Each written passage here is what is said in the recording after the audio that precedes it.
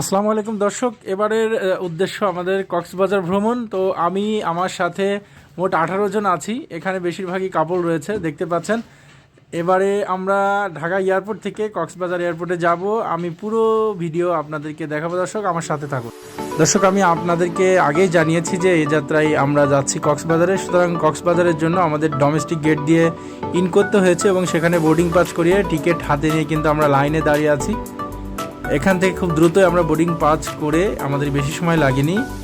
এয়ারলাইন্সের যে বাসগুলো আছে সেই বাসগুলো কিন্তু খুবই দারুণ, সবগুলো এসি বাসে করে আমাদেরকে একদম বিমানের কাছে নিয়ে যায় এবং আমরা সেখানে খুব দ্রুতই বিমানের মধ্যে উঠে পড়ি এবং বিমানের পাইলট থেকে, ইঞ্জিন রুম থেকে ঘোষণা আসে যে আর কিছুক্ষণের মধ্যেই এই বিমান ছেড়ে দেওয়া হবে। তো বিমানের সারি সারি যে লাইনগুলো রয়েছে সেগুলো দেখতে আসলে খুবই চমকপ্রদ লাগছে। দর্শক, আপনারা দেখতে পাচ্ছেন।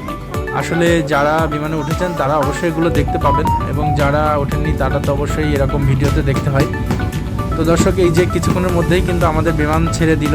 আমি আপনাদেরকে দেখাচ্ছি আমার সাথে। বিমানে উঠে বসার পরে কিন্তু এরকম খুব সুন্দর চিত্র, ভিউ, নিচের যে দৃশ্য এগুলো দেখতে পাবেন।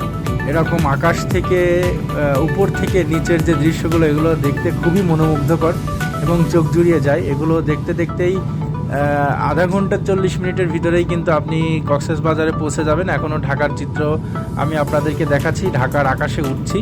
তো দর্শক, কিছুক্ষণের মধ্যে আমরা ঢাকার আকাশ ছেড়ে বিমান প্রায় 1600 ফুট উপরে উঠে গিয়েছে। আসলে এখন মেঘ ছাড়া আর কিছু দেখা যাচ্ছে না। আমরা কক্সবাজারের কাছাকাছি চলে আসছি দর্শক। এই তো কক্সবাজারে আসলে নামার সময় হয়ে গেল, আর কিছুক্ষণের মধ্যে আমাদের বিমান ল্যান্ড করবে। তো পরবর্তী ভিডিওতে কক্সবাজারে আমরা কোথায় কি ঘুরলাম, কি খেলাম, আর কোথায় কোথায় কি দেখলাম, এটি আমি অবশ্যই আপনাদেরকে আমার ভিডিওতে দেখাবো।